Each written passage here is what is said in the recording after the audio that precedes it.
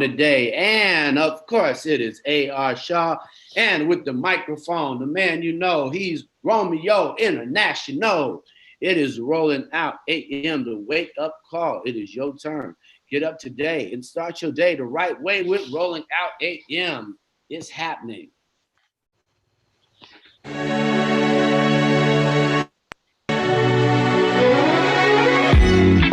The sun is shining, nice and bright.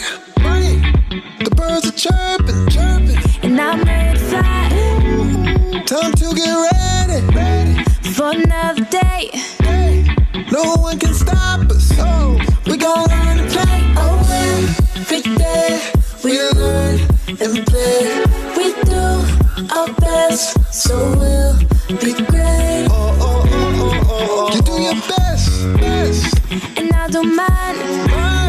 So let's get ready.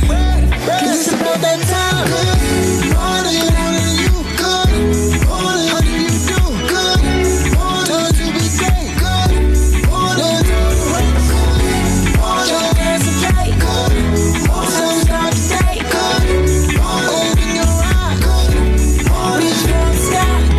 Good morning to you.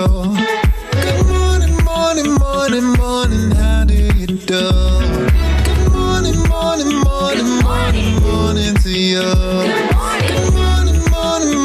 morning, how do you do? Good morning. You see me on my grind.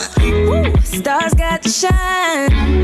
I'm a supernova. Yeah, you see me taking over. Yeah, I'm on the move.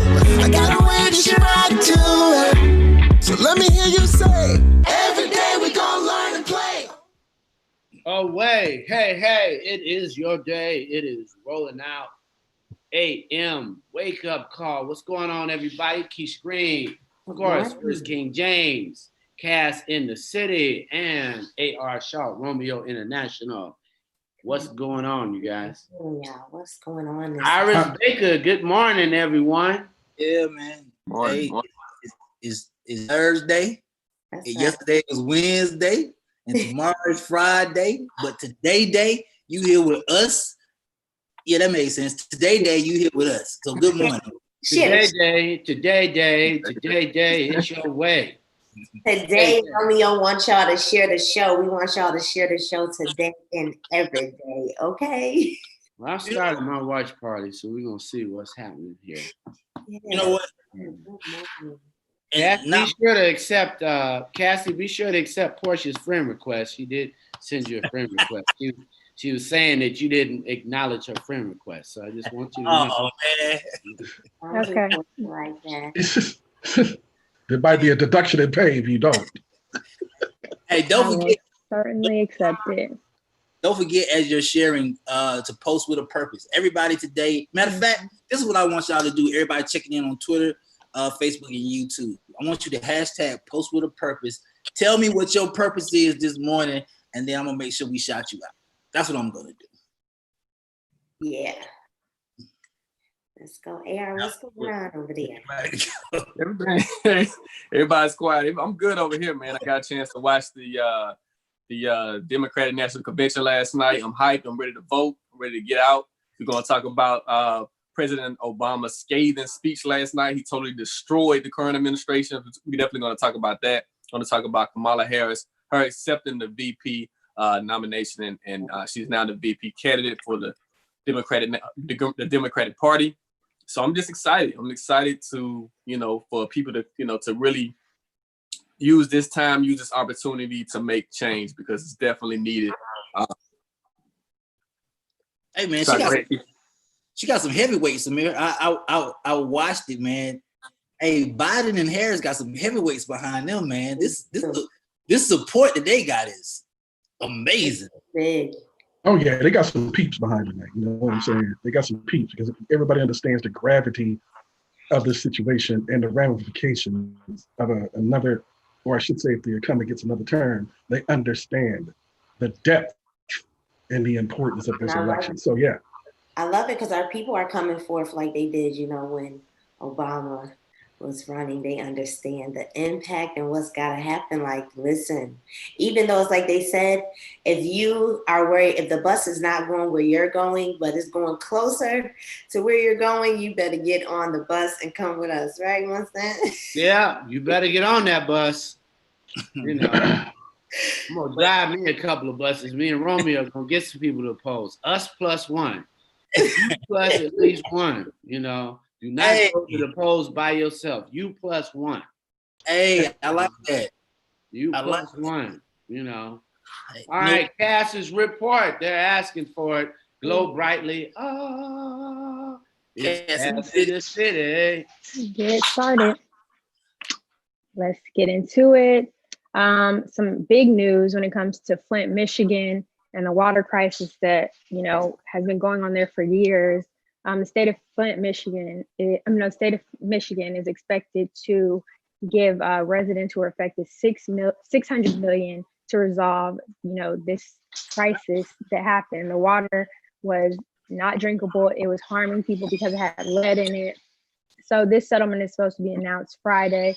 So we'll keep you guys updated on this. But, you know, this really impacted a lot of the Black community, a lot of, you know, young children who were the greatest risk for this, you know, lead poison. I mean, it caused a lot of health damage and concern. So we definitely want to keep on that with everything that's going on. But it's ridiculous to not have clean water. So this is a huge problem. And that was announced, what, 5 years? That was a long time ago. It was a long time ago. So they were without clean water for a very, very long time. Since 2014 is when it started. So this is ridiculous. Well, like to have to drink bottled water, you know, like to not be able to even brush your teeth or like, I think shower with this water and just do normal things is crazy. Yeah, I'm still looking just like with Breonna Taylor, I'm still looking for the criminal prosecution of the people who actually made this decision, knowing that, it was a criminal act. They knew that this thing was poisonous. They knew it was dangerous. They knew the long-term effects of drinking poisonous water. So I'm still looking for somebody in Flint to suffer the consequences by spending many years in prison. So I joined Flint. I mean, I put Flint on the list with Breonna Taylor. We need justice in that situation. Yeah, the governor. No, for sure. Sniper. And someone like kind of broke it down by like 600 million by how many residents and, you know, how long this crisis lasted. And it was like maybe $1,000, you know, per family or per person. So it's not really enough because a lot of people like really have long-term health effects from the lead. And I'm watching a documentary about it. So it's definitely crazy. Yeah. To let you know every day what they really think about you. They really do. If you pay attention, you will understand what some of these people really think about your worth. Yeah, that's the thing. And the children now have learning problems. And that's the big thing with lead. It really affects the way that the children are able to learn and comprehend. And, you know, I just look at that, you know, that's just another way to be able to hold our people back and to create sickness, you know, and the need for public assistance and to be able to maintain stability in our communities. And it's crazy. It's not to give them $1,000. Yeah, it's not even just that. It's also the physical deformalities. I mean, these children are being born deformed. And we know, based upon our experiences in school, how ruthless and uncaring kids can be towards one another when they're cracking on them. So, I mean, that just adds to the situation. Oh, yeah. Somebody needs to pay in Flint. Flint, please pay. The stimulus check was bigger than that. Come on now. Right. Oh, my goodness. That is very true. So, yeah, we definitely want to keep look out on that. I'll keep you guys updated, but I'm praying for all those people because that is unimaginable. But up next, we have Cardi B, Megan Thee Stallion, back at it again. They are teaming up with Cash App to give away $1 million. Yes. So this is all about celebrating women, powerful women out there. So shout out to Cardi B and Megan Thee Stallion. Wealth and prosperity. They changed it. The wealth and prosperity. Hashtag WAP party for your cash tag. You got to use that. I'll use that. Go check out Cardi B's Twitter. She made the Terry, announcement. you don't have a on WAP. there. Yeah, I don't know if you qualify, Terry. You don't have a WAP, Terry. For all of them, I'm not touching that. I'm not touching it. Okay. For all the women out there, go check out Cardi B's Twitter. She made the announcement on there, and you can have a chance to win some money. So offering the WAP, the wealth and prosperity, y'all. Go get wealth and prosperity. Look at you, Keisha. Yes. Well, I'll go. Yeah, wealth and prosperity. I like that acronym, and I'm gonna get my girl to do that based on wealth and prosperity. Well, on and off, girlfriend. You know, so we have an entanglement. Okay. Well, I think we're gonna talk about some other entanglements later, but right now we're gonna get into Common. Common is all about this health and wellness right now during quarantine. He's been working out and focused on his health. He just started a YouTube series, all about wealth, focusing on this. It's like a 6-episode thing that started actually on Monday, so definitely go check that out. He's doing some workouts, talking about wellness. If you need some inspiration during this time, Common has got you. Go check out his YouTube. Yeah, he's the kind of people that inspired me to start drinking instead of coffee all day. Some V8. I don't know if y'all can see it. Some V8 juice. Green juice. You know what I'm saying? Some green juice. You know what I'm saying? Put some leaves and some roughage in my life. I just had. I encourage you to do the virtual dating through the quarantine. Well, I already have a situation, and that's all I can handle right now.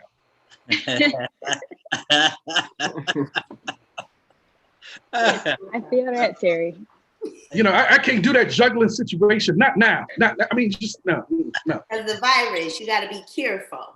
Right. Gotcha. You do. No, I can't do what Turk. I can't do what Turk and Lil Wayne did back in the day. Did y'all hear about that? Why would you tell the world that? I mean, come on, Cass. Why would you, what? I was trying to understand what was going on, but well, I can tell you what was going on. They was itching. King James is back. I love it, man. Ooh. I know we missed you, Terry. We missed you, Terry. Yeah.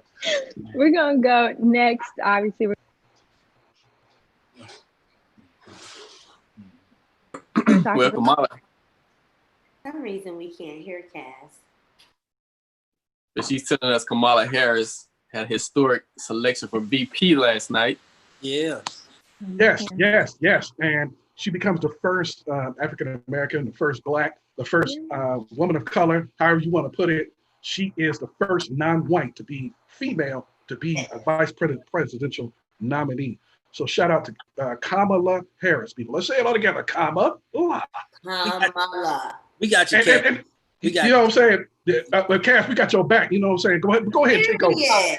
Kamala, we thank you for being the first Black woman to go VP. And, a shout out to her. She was like, my mom, her Indian mom would never believe, this will be her today. So that's lit, y'all. Make sure y'all go out to the polls and vote.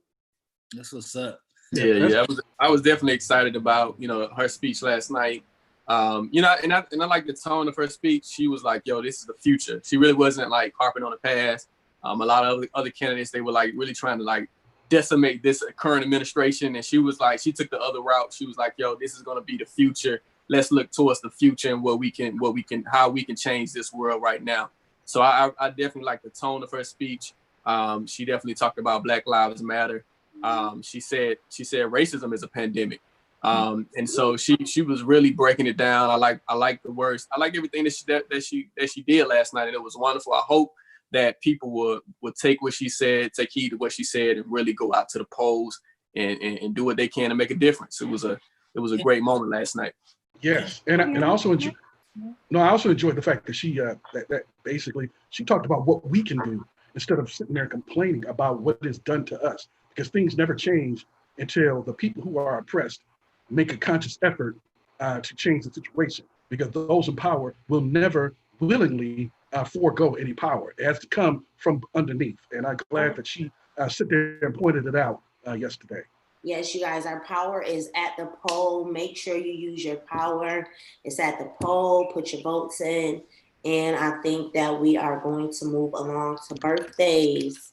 Yep. So it's your birthday.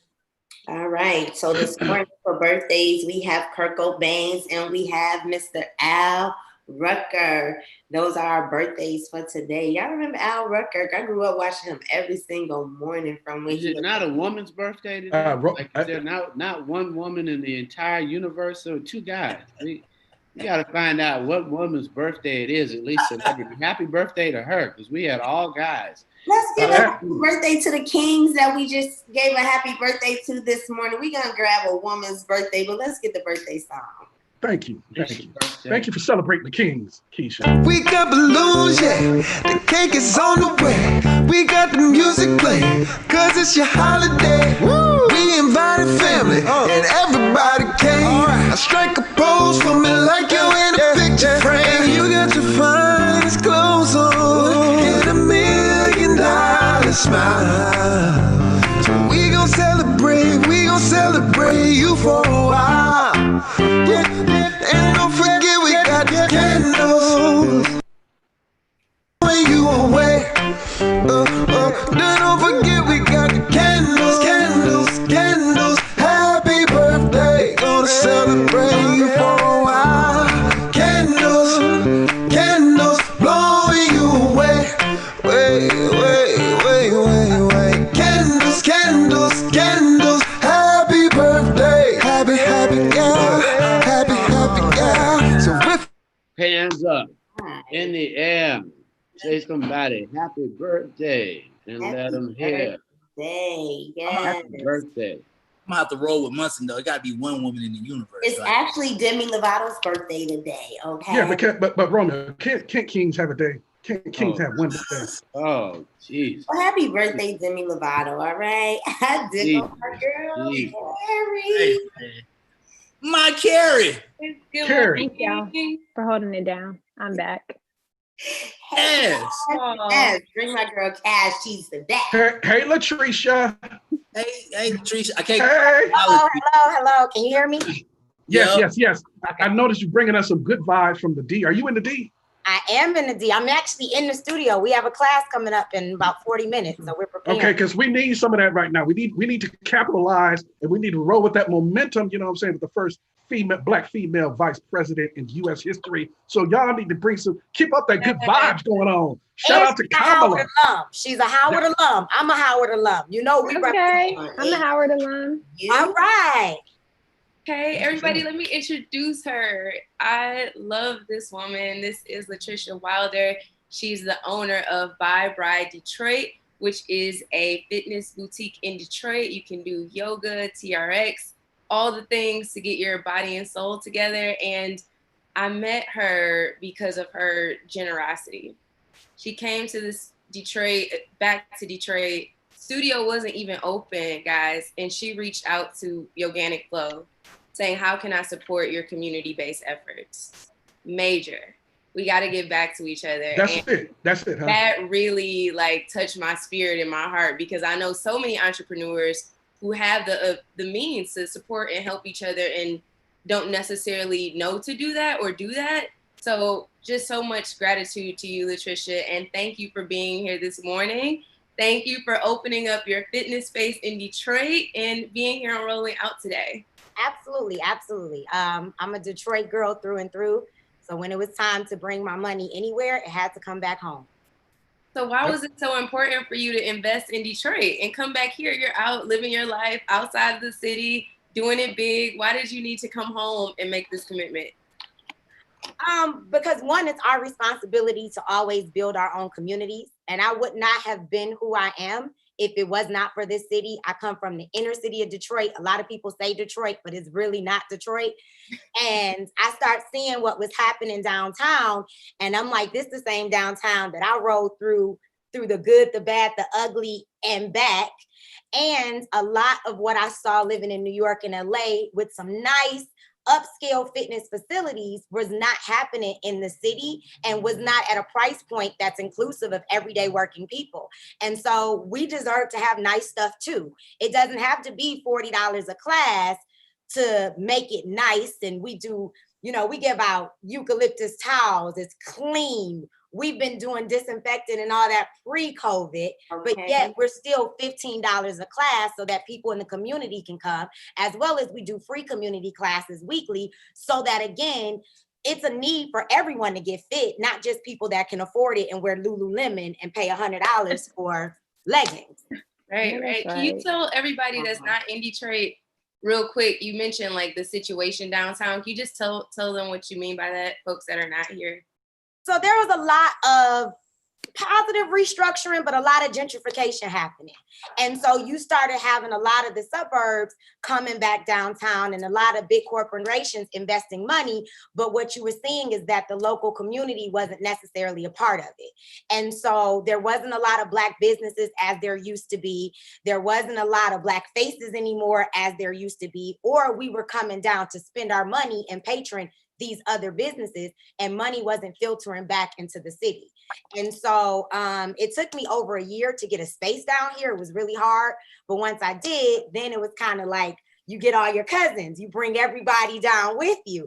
And everything we do in here is we open the doors to local businesses, Black businesses, female-owned businesses to sell product in here. We host seminars in here. Like she was saying, with Organic Flow, I love that they're given to the children because we go through trauma every day, and physical fitness and yoga and breath work and all of that is essential, not only to look good, because it's not about just the outward appearance, it's about healing yourself from the inside out. And we as a community, and when I say we, Black people really need that and really need more education on that. And we need it from people that look like us, speak our language, and can communicate in a way that is organic. And so that is still our biggest mission here.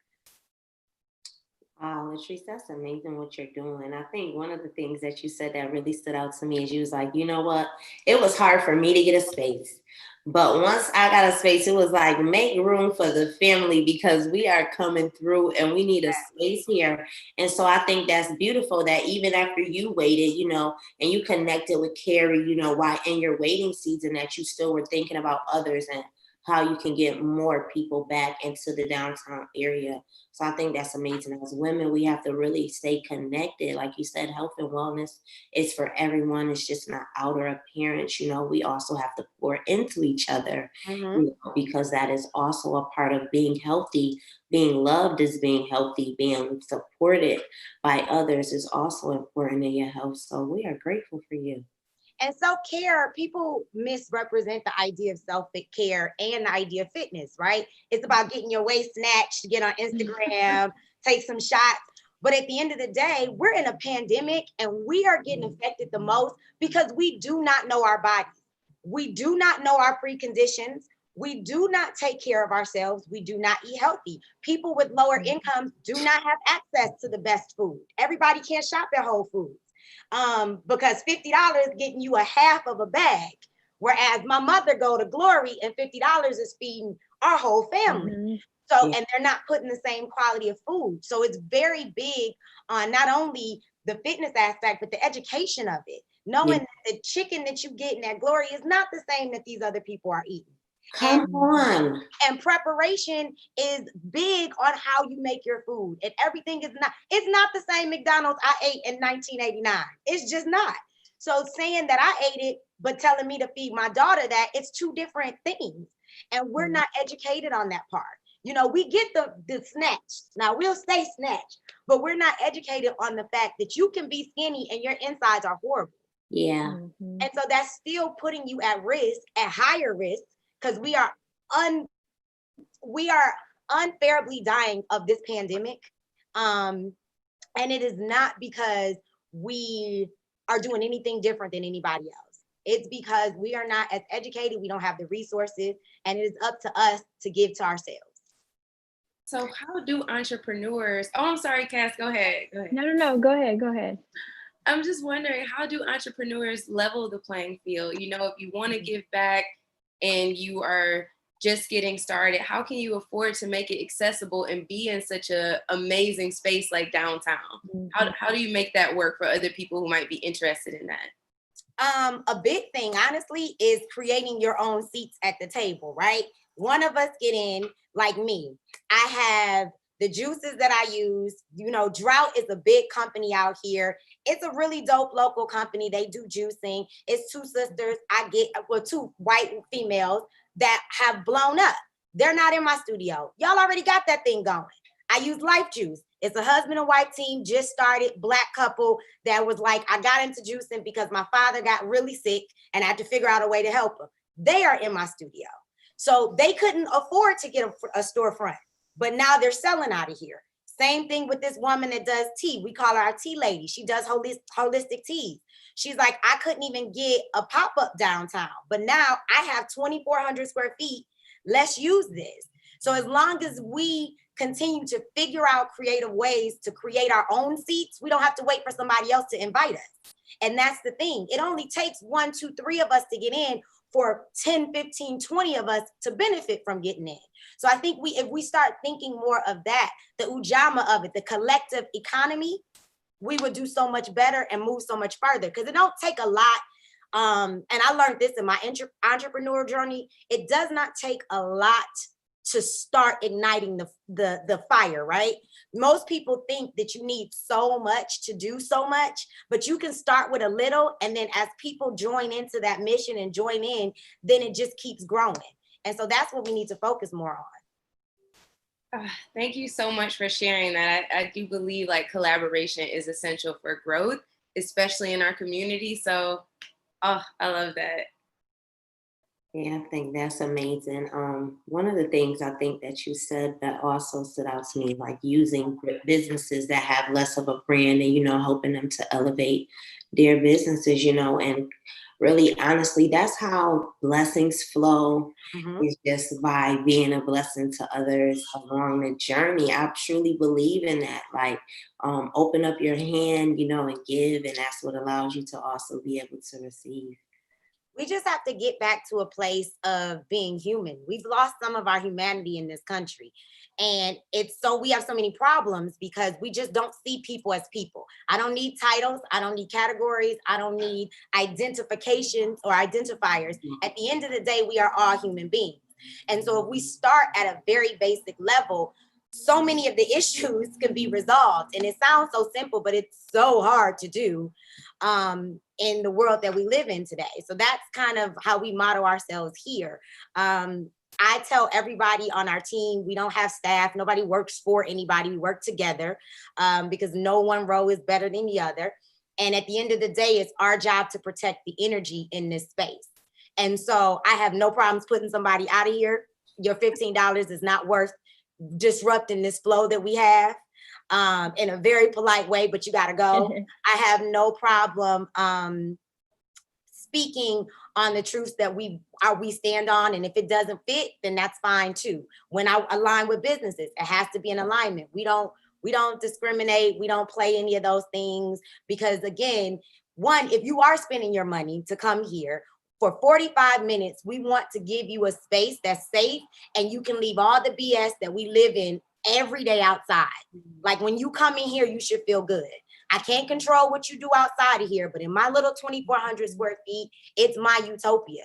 And that is what we try to do, you know, because we all need this mental state that we're fighting against right now. It's real.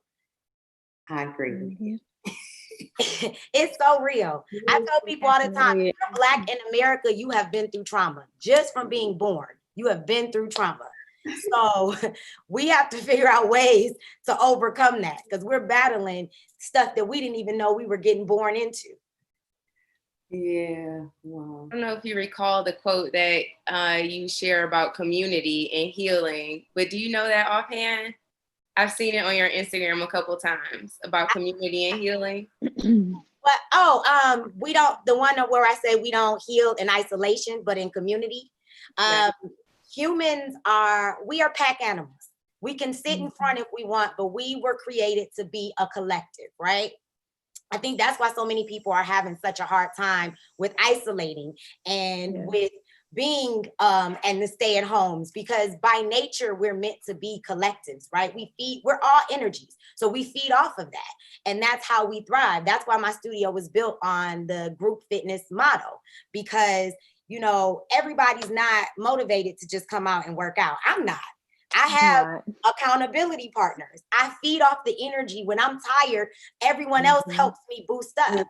And let me ask you, Latrice, if there's women or people in Detroit, business, other owners that are looking to connect with you, before we let you go on today, let's just tell the people here where they can find you, where your studio is, how they're able to stay connected to you if they have businesses that they're looking for collaboration with you.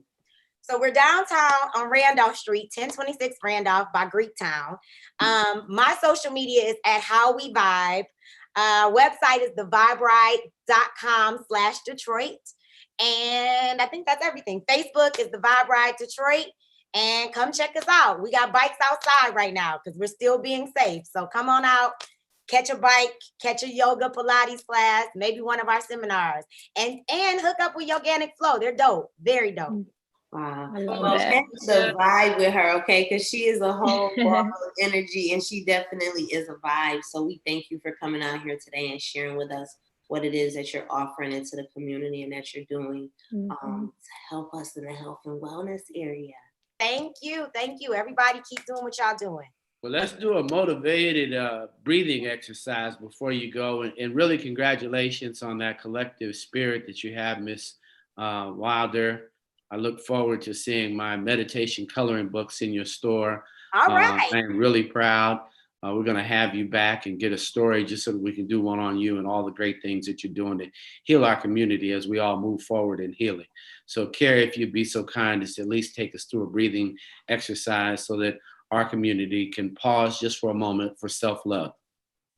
Do it. I love that. Let's just take a moment and sit up. Stack our spine over our pelvis and take our shoulders away from our ears. And go ahead and close your eyes for a moment, just so you can visualize this life-giving breath within your body. Take a moment to notice how you're breathing. Probably taking thousands of breaths all day, but just take a second to feel it as it comes into your nose and out of your nose. And let's all take a deep breath in. On your next inhale, fill up both of your lungs, your rib cage, your chest, and then slowly let it go through your nose.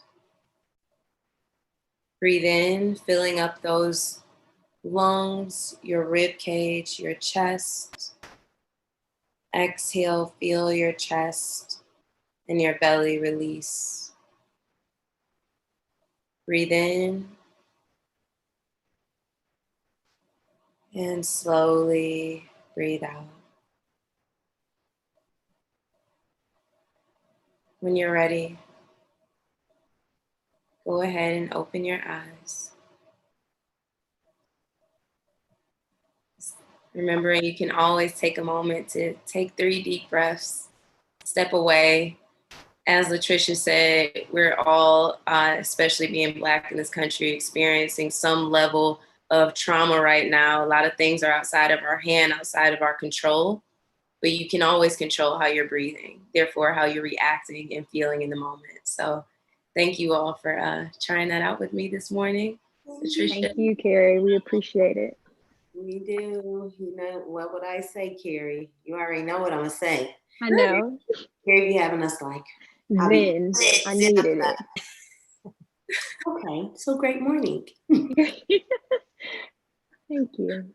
I love this out team. And Latricia, again, just thank you so much for bringing that to Detroit, you know, sharing different healing modalities for people within a community space. So we really appreciate you. Definitely the Organic Flow team and all of the children who've been able to have access to yoga because of your mat donation. We really appreciate that. Thank you. Thank you all. Y'all keep doing it. It's amazing. Thank you. Cass. He's like, how you feeling over there, Cass, after your breathing exercise? I'm feeling good. I need that moment. You know, sometimes you just got to step into your corner, like we said, and breathe. Yeah, I be wanting to be lit in the morning, though. So I love the breathing exercises, but I be trying to stay turned, okay? You gonna stay turned, Keisha. We know. You just gotta turn you up a little bit. Great job, ladies. Great job. Turn me back up. Turn me back up. Great job, ladies. Great job. Thank you. We appreciate you for that on this morning. You know what, Keisha, I'm gonna have to put you on my ringtone or something. I wake up. I'm gonna put you on my Siri wake up. Just hear your voice like that. Cause boy, you be pushing people to do better. I love it, man. Rolling out AM to wake up. So Facebook, man, shout out to Barbara Fields. Barbara Fields says, thanks, I really needed this breathing exercise this morning. Barbara Fields, I love you, Barbara Fields. You know that. You're my favorite. I love you. Pat is checking in. Miss you, Pat. Maurice Zeiler. Crystal McLean. Y'all know how I am with these names. Iris Baker, you know we love you. You number one on the list. And shout out to Yvonne Simpson for also checking in. And and everybody's talking about voting. So we're gonna make sure that we get that done. Now, I don't know where we're going or who we're going with or why we're going because we're waiting for them to tell us. Roll somewhere. We rolling somewhere. Rolling somewhere, but right now, I guess we gonna roll out all right. Check out the latest cover rolling out. Definitely is on rollingout.com right now. Kamala Harris. It's a cover feature on her. It published yesterday. And just go to rollingout.com to check it out, man. It's a good read about her rise in politics and what she can give the Black community in the future. Man, now we're gonna go to Kamala. Stop flexing. Stop flexing. I'm about to do this with man AR. Let us all say it together. Kamala. There we go. But stop flexing. I'm gonna start doing this because everybody else is doing this. Hey, go read that story because A.R. Shaw wrote it and he dope. And make sure you go check out that cover because he wrote it because he dope. Now, Keisha, let's roll. Now let's roll into my report. Let's go. This morning we are gonna get started with Trey Songz response to Keke Palmer's allegation after no jumper. Well, the thing is, Keke Palmer is saying here that with the ladies coming forth on Trey Songz and saying that she was, snatched up by him and had some R. Kelly type of things done to her. Keke Palmer is saying, hey, you know what? I said this a long time ago, and this is all allegedly, okay? Keke Palmer is saying, hey, I spoke up a long time ago. I said that something fishy was going on here and nobody paid attention. But when women of another race come forward, everybody's like, hey, we got to do something about this. And she's saying that, you know what, as Black women, we are not listened to. Like, it's almost just like going over the head. But she said, when a woman of a different race comes forward, she goes, hashtag me too, Yeah. So she said, no, I've been said me. So why is it any different today? And I think I agree with her. I think Black women's feelings and emotions are overlooked at times. We're seen as strong. We come from a background of get over it. And it was you're still alive, just keep going. And that's very unfair to the Black woman. It's almost like we always have to have this hard shell on the outside, and people are looking for us to be that all the time. They don't allow us to be free women, but then y'all be saying we aggressive and stuff. So let's go to you have a video, right, Keisha? Yeah, you have a video? Got the video there. Let's show the video. What was happening? He just did it. He just bitch, please stay who? Fuck Trey Songz. I don't give a fuck. Fuck him. I don't give a fuck. Yeah. He wants me. How did he surprise pee on you? What? Okay, so I go to the bathroom. I go to the bathroom to wipe the nut off my face, like in between rounds. He follows me in there. He's like, get in the bathtub. I'm like, okay. So I do, and I'm like laying down. And he's standing over me, like jacking off, and he's like, play with your pussy. I'm like, okay. So I do, and then he's like, play with your tits. So I do, and then he literally just peed on me like that, and I was like, what the fuck on my eyelash? Whoa. Now. Oh, okay. First of all, I know that's a lot, and I don't want to take away from nobody's experience feeling. Y'all do know who Selena Powell is, though, right? Are y'all familiar with her? Tell us, Romeo. I'm not. All right, so give us her history. So Selena has a YouTube. Selena Powell is and this is not allegedly because I know the word is finna pop up. She has a YouTube where she literally talks about, I think I sent it to Amir one time. She literally talks about every single celebrity she slept with. She talks about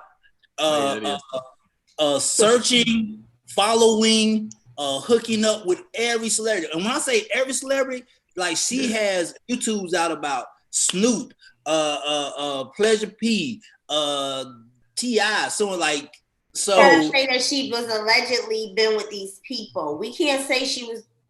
No, she on her YouTube, she pulls out receipts and she pulls out. Yeah, that's no longer allegedly. When you come with receipts, it's not allegedly anymore. Right. It's actual fact. So she's the modern day legend of Superhead. She's the modern day right now. So I'm not taking away from what she said, but I'm saying it will when it comes out in public, it will be kind of hard for her to show some validation to it because she actually has a YouTube show that she does this weekly. Well, the thing is this, Trey got to be smart, man. It's like, and everybody got to be smart. I think any dude that's out there like that, you have a woman who has a history of doing that, putting people's business out. And it's going to destroy his career because you have a wave is coming at him now. Why? That's the thing what we're talking about right here. Why is this gonna ruin his career? And why when Keke Palmer brought forth what he did, that didn't ruin his career? She's like, I'm a Black woman. I'm not trying to ruin a Black man's career. I'm all for my people and my community. Mm-hmm. So why is it now that it's able to ruin his career? Why his career wasn't ruined? Well, let's read his. Keisha, go ahead and read his response, Trey's response. Okay. You would choose to believe what you want. I believe focusing my energy and time on good things and I know the devil wants my soul more now than ever. I'm going to keep my head high, push forward. If you holding me down in these moments, I appreciate the love. The dangerous thing here is that it gives validation to the people who have made accusations in the past against Trey Songz and others like Chris Brown and others. And if they were assaulted in a similar manner by which this went down, it definitely gives credence. And that's the dangerous part. So yeah, Trey, be careful. All of you celebrities, everybody out there. Everybody be careful. Listen, the receipts is real. Text message receipts is real. DM receipts is real. People are having to learn that the hard way. And you just have to be careful out here. Listen, y'all gonna have to go back to the old school and pick up the phone and call these folks. Okay. Okay.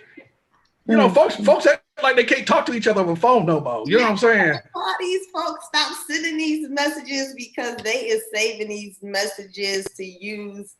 Yeah, get back to the old school. Like, you know what I'm saying? What's your name? What's your name, girl? Instead of having a text message that say what room, you got to call her and say what room you in. Right. What's your name, shouty? What's your name, meal? Where you want me to pull up at?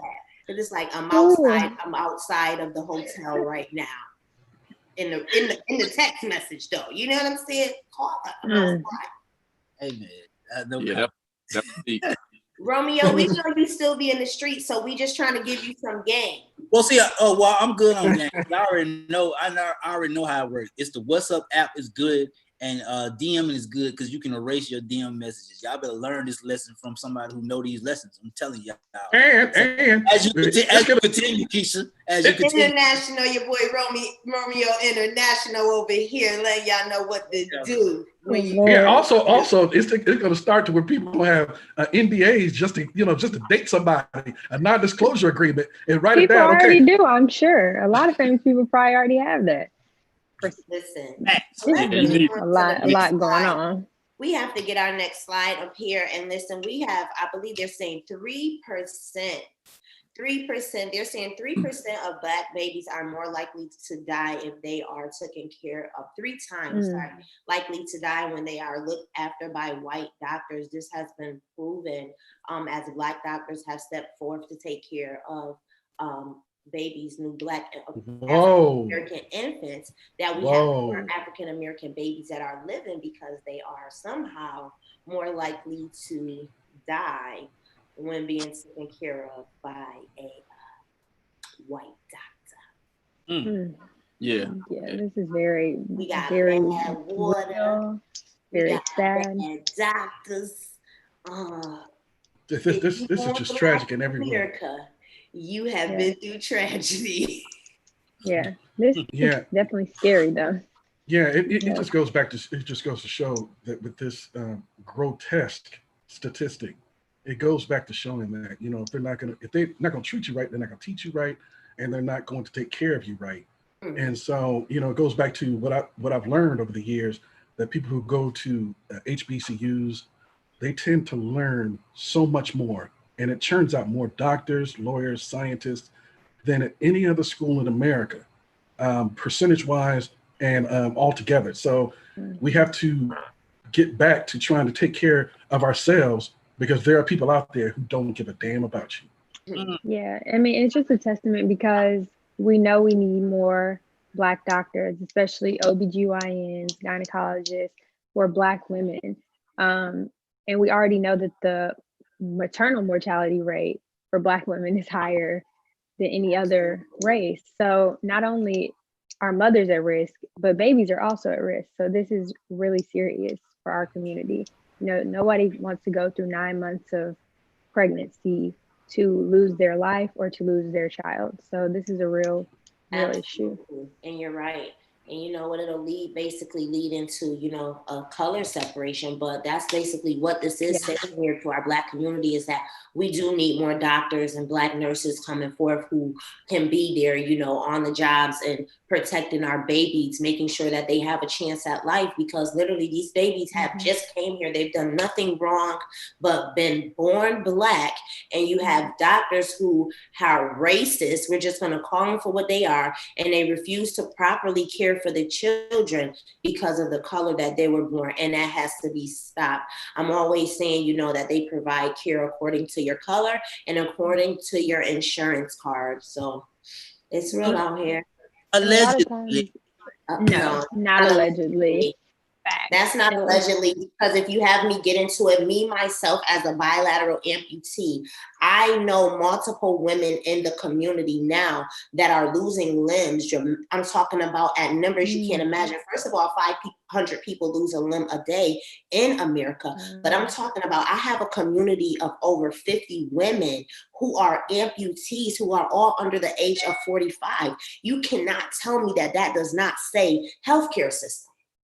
So something is going on here. They do what's cheaper, and that's not allegedly, that's real. They do what's cheaper when you got the cheaper.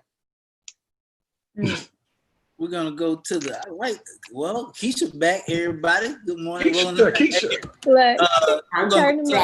morning. We're gonna go to the Rolling Out Social Report, man. Wherever y'all go, I'll go. So just take me wherever we going. Check this out, and I'm all for this. Lisa Ray has said, you know what? Me and Will Smith can have an entanglement. If the household is like that, Jada, I'm knocking on the door. Please let me in. And you know what, Lisa Ray? You shoot your shot. You get in that household, because she says she ain't saying nothing.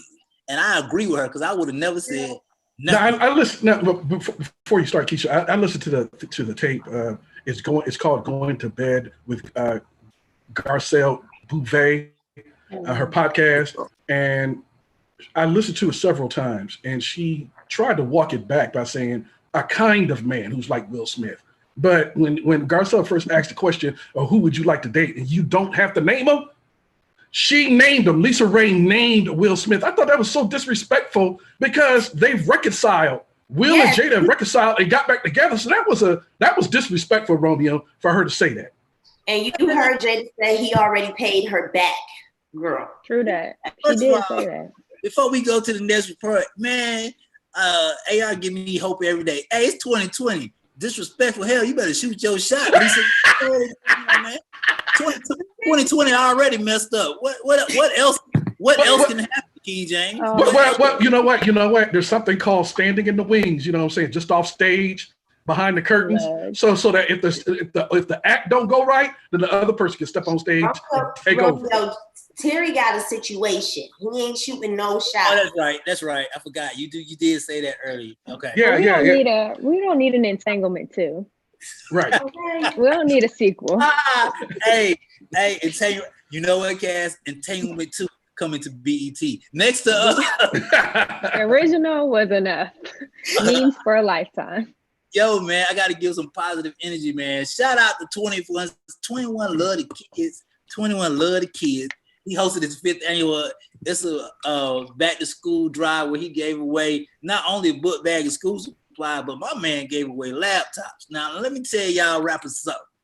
Until you start 21 Savaging up, I can't even hear what you say. This man gave away laptops to kids, and this is not his first year doing it, but this is the first year he actually decided to provide assistance for kids who in his community. Like, that's one thing I love. In his community, in his where he grew up, you know, he's making sure his community is cool. He ain't trying to save the world. He ain't trying to jump over mountains. But as far as his community is concerned, shout out to 21 Savage. No, that actually is saving the world, because you do it one person at a time, one individual at a time. It wasn't Martin Luther King Jr., it was Martin Luther King Jr. and a multitude of people who were inspired by him to pick up the baton. It wasn't just Malcolm or the Black Panthers. It was a multitude of people who got behind them. So you can change the world one at a time. So shout out to him, man, for doing that. And a lot of other rappers, are condemned and ridiculed unaccountably in America. But this is one of those examples where the rapper came, just like T.I.'s done things in the community. 2 Chainz, 2 Chainz is just balling right now in the community, man. So shout out to the people who are out there actually giving back to the community. Candy Burris, a lot of other people are doing it. So shout out to him. Each one teach one, and like I said, man, rolling out. Before I move on, man, rolling out AM to wake up. Make sure you check it on the Facebook, Twitter, your YouTube, your Instagram, your Snapchat, your TikTok, whatever you got. Share the show, and we're gonna make sure that we get back to it. And next on the block, before we rock, so check this out, because I got the video too. So Mike Tyson threw a violent 5-punch combo during training for Roy Jones Jr. I want y'all to see this video clip. Please. This is practice. This is practice, people. I already saw him hold a shark down, so. Yeah, did you check that out? Did you check that out? Who reported on that? Amir, did you report on that? Did you write a report on that? Or a story? I did. Yeah, but I did see it. Yeah. So, I watched that, man. That was dope, man. And he admitted. And the thing about it was so dope about it, he was scared and he faced his fears and he overcame his fears. Not to get off the point. But yeah, please show what Tyson did in the ring. This is practice. This is practice now.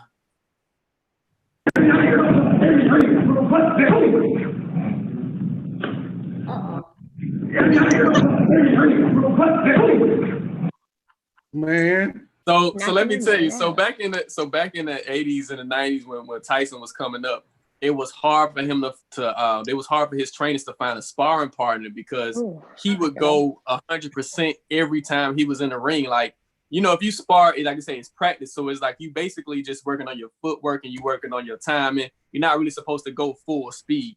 He couldn't find a sparring partner because he would knock all his sparring partners out. So that's why I'm kind of concerned when it comes to Roy Jones. I know, Roy, he I don't know. Like, I wouldn't want to catch a punch from Mike Tyson. I don't care how old he is. Right. I wouldn't either. No, thank you.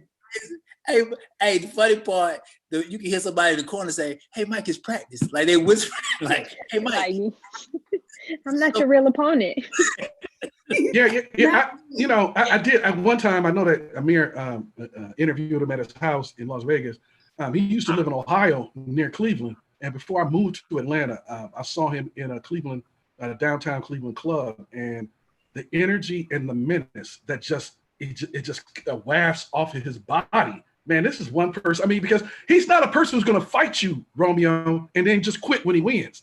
This is the guy, he won't stop. Like, he will go black and he'll just keep going until the body is not moving anymore and still deliver blows. He is not a person you want to mess with. Roy Jones, bless you, brother. Bless you. They say you know that you're living in your passion and you're doing what you're supposed to do when you do it for free. You're like, wait a minute, Mike, they didn't cut the check yet. He's like, don't worry about it. I love, and I hope we got the interview ready. I want to show y'all with Ron, but I love Mike Tyson. I love boxing, but I will tell you guys this. like I'm gonna say this: Mike Tyson, Muhammad Ali, and I can't remember the name of the MMA fighter. But you talking about who you don't want to get hit by? The black MMA fighter, please tell me his name. Rashad Jones. Rashad Jones. Who you don't want to get hit by is them three. I guarantee you that. You can keep that bet. You know what? Like, Romeo, you a punk. Yep, you should. You absolutely right, Mr. Tyson. Right. I gotta find that video. I'm gonna find that video. It is hilarious where a dude said, man, just don't mess with him, man. Just don't. It's hilarious. I'll find it for you because that's the truth. That's real talk. I'm not fighting him without a weapon. I know Mike Tyson, man. No. You won. You can have her. Right. Oh, it's 2020. This 2020. Shoot your shot. Ain't no disrespect. Are you gonna come and visit me, Keisha? Are you gonna come visit me at Emory Hospital? Visit you and bring flowers to your grave site. You said Keisha said it's over. One and done. Right. She didn't say hospital. She said grave site. Oh. All right. Yo, we gonna have fun, man. I think we have a guest that just popped in. Yeah, man. I think we have our next guest. Rolling out AM to wake up, man. Shout out to everybody we love, everybody who love us back. Irish Baker said, no, Romeo, that is called cheating. Will is back with Jada. It was wrong for Lisa Ray to say that, and she will have an entanglement. And she tried to say she was joking, but when you check it out, you will find out she's not joking. But we're moving on to our next guest named Shonda, and I yield the floor to Romeo, Kaz, AR, Shaw, and Keisha. Shonda, do you have an entanglement, Shonda? Let me stop this. Good morning. Shonda, thank you for coming this morning. Welcome to Rolling Out. We are so excited to have you. I think before we get started, can we get you to turn your camera for us this morning? Yeah, we want them to catch all the vibes, okay? Yes. They got to catch all the vibes this morning. We're so happy to have you. I'm so excited to be here. You may have to turn the lock screen off. There you go. Oh. All right. Sorry, am I straight? I'm messing with new technology. Got it. Like new stuff just for y'all. Well, we are so grateful for you getting up and getting so beautiful just for us with that amazing crown. And I just thankful to have you here today as being Miss Black USA. And we're just excited. Tell us a little bit about how you got into Miss Black USA and what it is that you guys do. So my path to Miss Black USA is actually pretty interesting. I had done pageants for book money when I was in school. I was Miss Black and Gold at Tennessee State University, and I won. And so I said, well, maybe there's something to this pageant universe. Let me try again. I competed as their state queen and I won again. And then I competed at the regionals and I didn't win, but I placed very, very well. So I said, you know what, this is great. It was an exciting time for me as a young woman. I got to travel and to meet people. There were lots of perks and benefits to being Miss Black and Gold. And so I really enjoyed it. It was a huge part of my youth. And then I graduated and I started working and I had a job and other things to do. And then I got married. And so when I got married, I kind of said, well, I guess that's that, you know, because most pageant circuits don't support women who are over the age of 25. And they don't support women who are married. They don't support women who have children. And the Miss Black USA circuit offered all of that. Wow. So in 2017, I was able to serve as Mrs. Black North Carolina. And that was an amazing opportunity. And I would have participated in the national pageant the following year, but I got pregnant. And so that was the second time that I said, well, I guess hang it up. That must be it for me. And I just kind of sat back. Another young lady went and she competed really well, had a great time. And then the next thing I knew, the young lady who was going to compete for the 2019 pageant was unable to go. And so I got a phone call and I had about 3 weeks to get ready. And I had just had the baby. My baby was 10 months old when I competed and won the title of Ms. Black USA. Wow. Well, that's awesome. I think that's amazing, and even better that you were able to do it as a wife and as a mother of two. It's just so much more encouraging, you know, and more inspirational to the people to not give up, you know, to not let go of your dreams, because you actually said you thought it was over. That was it. I did. I really believed that it was time to hang up my pageant shoes. And for a while, I really was sad about it, because pageantry did occupy such a big space in my life. And there's so much I heard you guys talking about, you know, fighters in the last segment. And there's something that's really, really similar in training camp for a fighter to getting ready for a pageant. You have to, you know, really train physically. You got to make sure you're eating well, that you're resting well, you're reading up on all your special events, so you're ready for whatever question they pull out for you. There's a lot more to it than just flouncing across the stage in that pretty dress. And so the preparation that it takes, I was really excited about all of that. It occupies a space in your life, and it's a hobby. Some folks play basketball and have crafts, and there are little pockets that everybody belongs to. And for me, it was pageantry and the arts. Oh, my question is more internal. Like I personally experienced the international pageant that went on, but what threw me off, which I didn't know as a young man, the women that are involved, the causes that they fight for are so, like, they're more involved with the causes that they fight for than the mayor, governor in their own particular city or country. Like they're really passionate about their cause. What was your focus when it came to when you was running in the pageants? So initially, my platform was Start Strong, Start Smart, and the ART is capitalized, because arts education is what has brought me to the place where I am today. I'm able to jump on the camera and be articulate and speak well and have an articulate and intelligent conversation with you all, because I had training in the arts, and that was developed in me from a very young child. I got dance lessons and I was a competitive baton twirler, y'all. I was in plays. I did all of those things.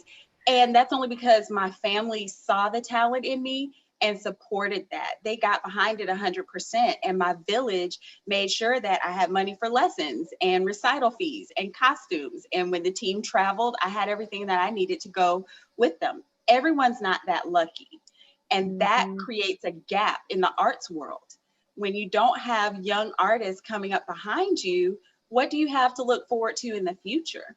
And so my platform really focused on making sure that arts was available and accessible to all children and adults, and that it was relevant art to our culture as well. That's about, go ahead, Cass. Yeah, I wanted to ask you just about pageantry in general and being a Black woman in this space. And being so successful as you have, you know, what challenges have you had to overcome?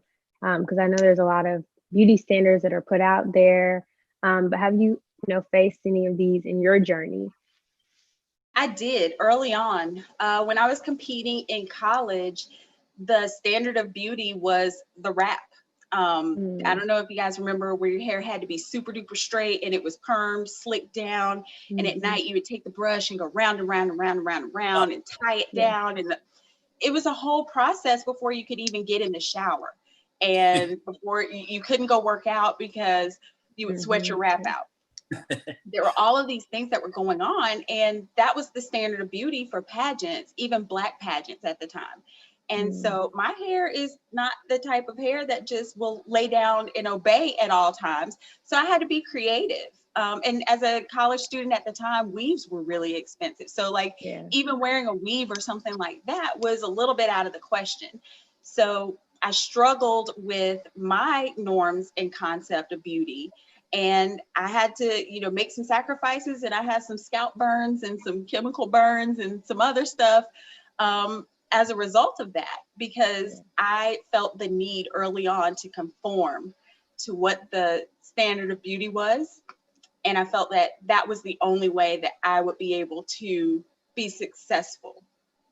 Fast forward, when I competed in the Miss Black USA pageant, I competed in my natural hair in a twist out. I went and got it done the day before. I showed up for prelims and it was still twisted down. And, you know, I just took my time about it. And then the night before the pageant, I let it loose and let it free so that it could breathe and get where it wanted to be. And I won with my natural hair. And it became politicized. But in actuality, it was just me being me. It was just me letting my own hair do what my hair does. And there were some other queens who won right around that same time frame in white pageants, and it was groundbreaking. And like I said, it was considered a political act.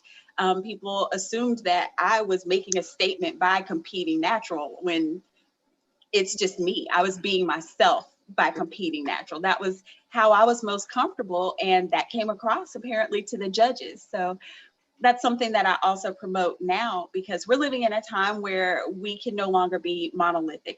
A beauty queen cannot just have one platform that they're going to stick to and that's their swan song. And I also advocate for natural beauty and for, you know, being yourself and being true to yourself, whatever that means for you. And let me ask you, with you saying that right there, you're actually going exactly where I was going to ask you. You know, with you competing natural, saying, yo, this pageant just allowed me to be free and to be myself. As you being a strong sister who has been, you know, done these pageants in the African-American community and also in other pageants, what would you tell, you know, what would be your graduation speech for another Black young queen on the rise? And also, what would you encourage them as far as voting? Because most of you in college, you know, you should also be voting. So in that speech, if you were to give them to encourage them, what would you also tell them about getting out to vote? I think the bottom line is Black pageants such as these, and really all pageants, are designed to help you develop your voice. Once you develop that voice, you have an obligation to use that voice.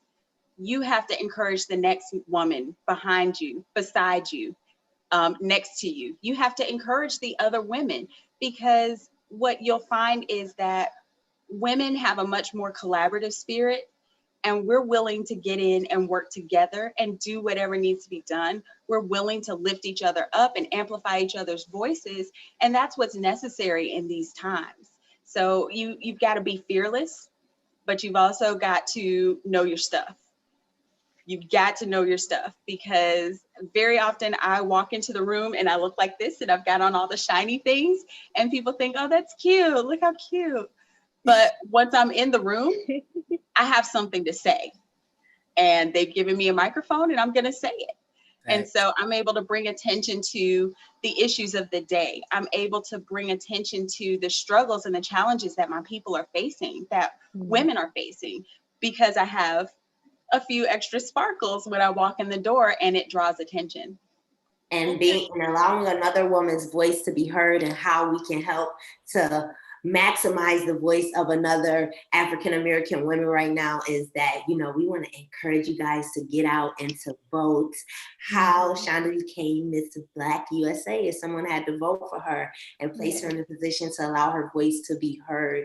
So, you know, let's not forget that. And we thank you for coming on today and just kind of like sharing those things with us, and also letting other African-American women know that there is pageants out there that allow you to be great as a mom, that allows you to be great as a wife, and also that allows you to be great as a Black woman, just being yourself. So I think that's dope, knowing that, you know, you can now go through a pageant with show your roots.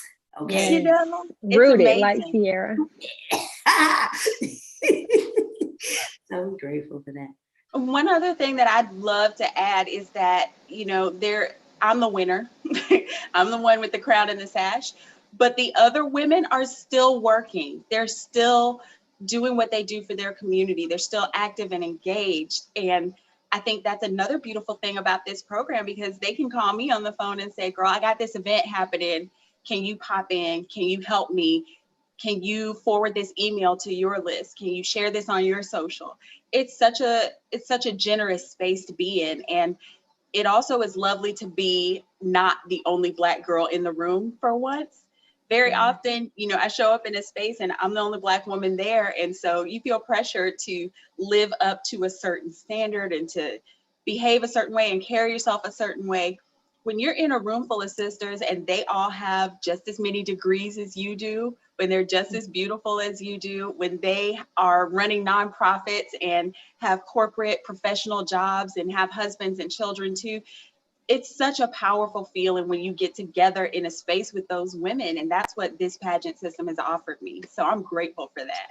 And that's with you having, do you personally have a nonprofit? Because earlier when you were speaking and you were talking about offering the arts to the children, that's what was coming to me, you know, like, have you ever considered having a program where you actually help to raise funds to help children to be able to get into those art programs and things that they may not be able to afford and on their own and their family?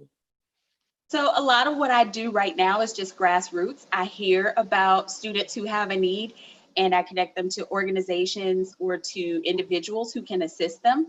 One of the biggest needs, we have very few Black ballerinas, and Black ballerinas have very specific needs. Toe shoes, you run through toe shoes like you run through laundry. It's ridiculous if you're dancing in studio every day. And that's something that people don't ever think about, the fact that she's going to need 12 pairs of shoes for this season. And so just connecting those dancers to individuals who can assist them. I also coach acting lessons for students privately without charge. I have a number of students that I work with.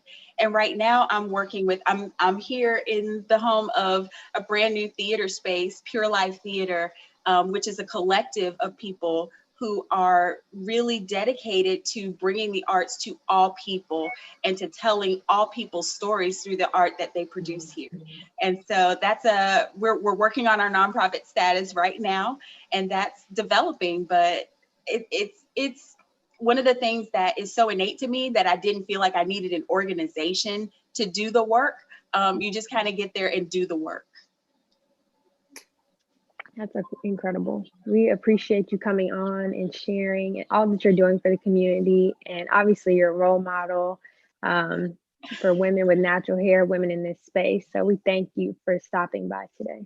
Women acting. You know, I got on my Corona hair today, but yeah. I've been racking my head wraps and matching masks and, you know, really promoting other women who are making those things.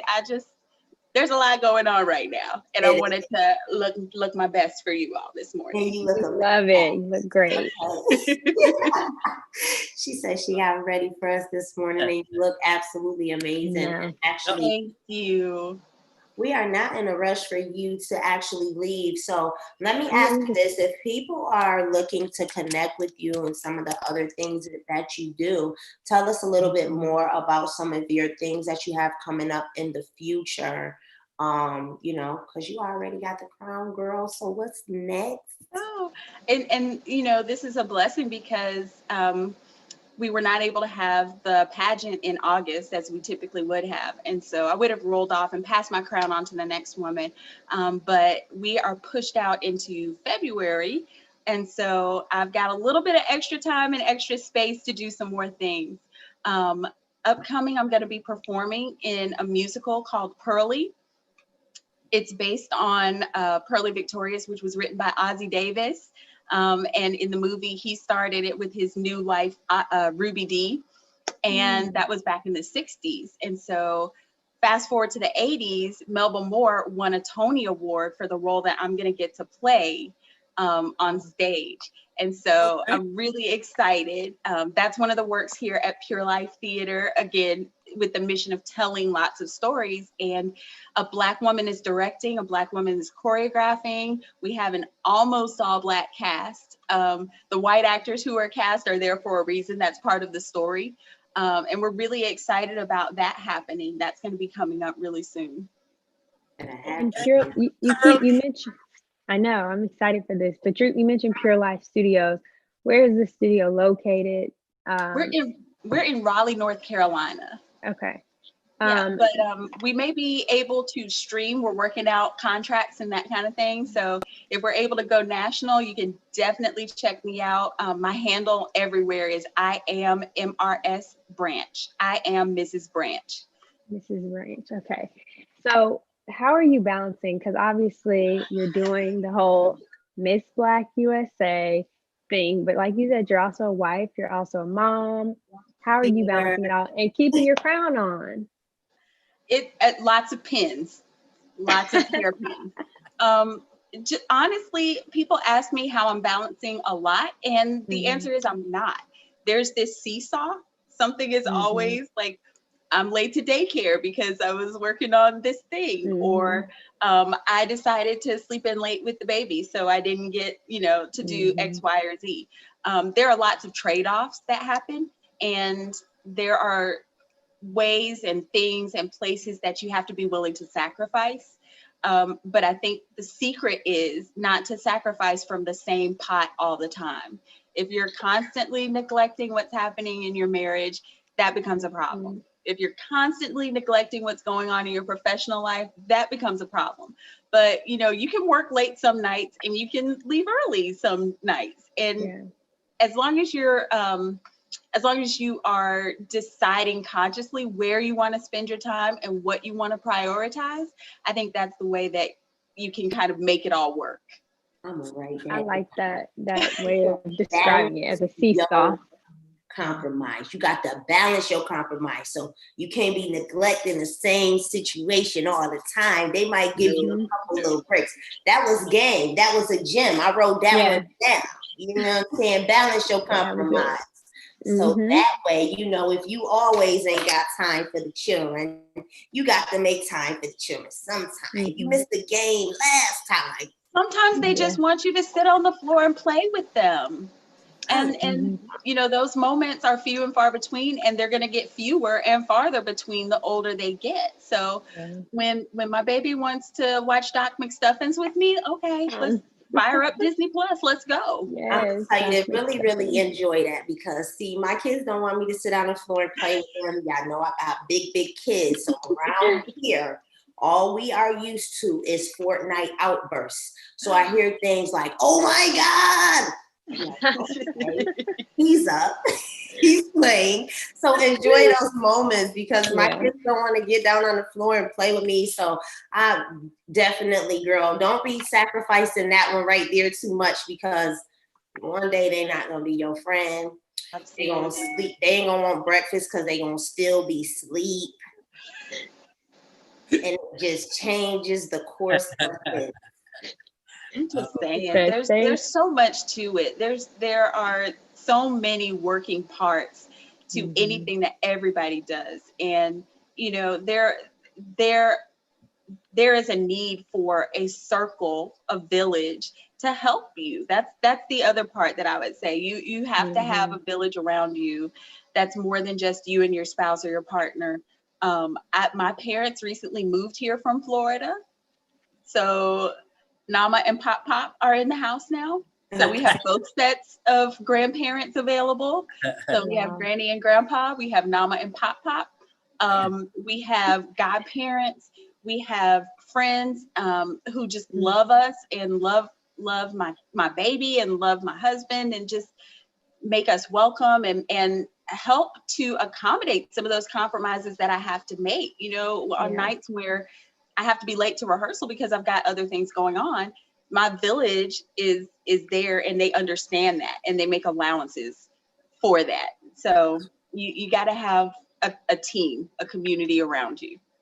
That's what's up. We're grateful for you today coming on here, sharing your beauty tips with us, what it is that was able to happen for you in the African American pageant opposed to the others, but also telling us about, balancing those compromises. But before we let you go, we want you to, one more time, if you can, with us, share where the people can find you, where they can follow you, support you, and connect with you.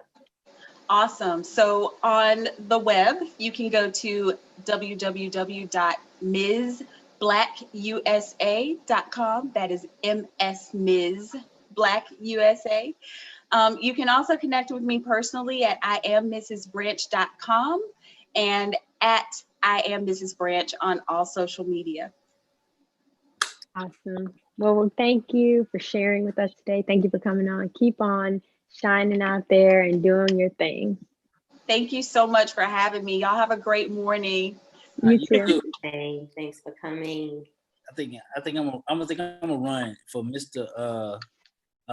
Universe or something like that. I think I'm gonna jump in. Well, Do it. Hey, Miss. Go. I got, you know what, Chandra, I got you. I'm gonna call you for advice too. I think, it's time for me to let these dimples out. That's right. Wear your sponge at. She gonna show you how to win the pageant and still wear your sponge hair. Small circles. Like that, right? Not like this. Like this. One section at a time. You have a great one. Bye, everybody. Bye. Oh man. Well, actually, you guys, I won a beauty pageant when I was a child. Okay. 1 year old. Cass, you gotta tell them. And I got a trophy and a crown. Oh, Cass, you still got it? I do. Okay, so what was the wedding speech? What did you talk about? How was you going to? I was 1 year old. Oh, okay. I was in between 1 and 3, so there was no speech. My mom probably gave the speech, but it was just like, I was cute. You just need y'all to know that, honey, she's a Black woman that don't want a crown too. Don't come and playing with her. And she been did that. She's 3. Okay. Is this one of them crown? I just wanted to let y'all know. Is this one of them crown things where, like, fellas, when we on the Pee Wee football team, everybody getting the trophy? Is this one of them? No. Not at all. It was a whole competition. Let me take that last bet. I won with a crown, with a check, and with a trophy. Okay. Add that other part with the what? Check. Okay, she just letting you know, Romeo. A casket paid, okay? She said fall back, man. You know what I'm saying? Everyone didn't get a trophy. Yeah. I'm back. But anyway, as I sip my tea, my peppermint herbal tea with just a pinch of cayenne pepper, and boy, I didn't know what cayenne pepper was. I know what it is now. Oh my God! Woo! Cayenne ain't nothing to play with. Where your paper towel at? Anyway, I know, right?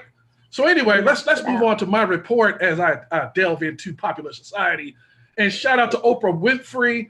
The billionaire media mogul has proclaimed, she made a proclamation just yesterday, that she is declaring Election Day on November 3rd a holiday at her company.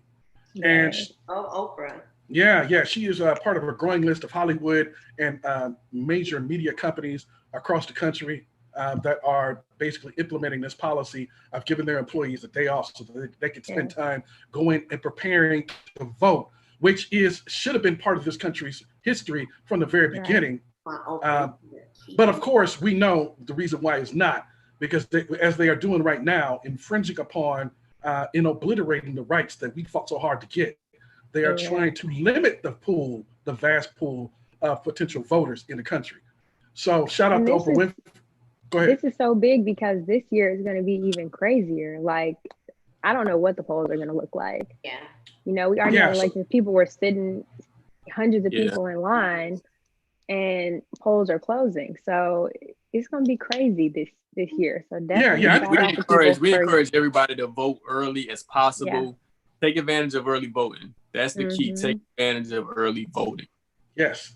And if you feel comfortable, go ahead and do mail-in voting. But if at all possible, like somebody said last week, I don't know if it was Mrs. Harvey, Steve Harvey's daughter, or whomever said it. Get your lawn chair, bring a picnic basket. Michelle Obama said it. Oh, Michelle Obama. Michelle Obama. Oops. I'm sorry, Ms. Obama. I am so sorry.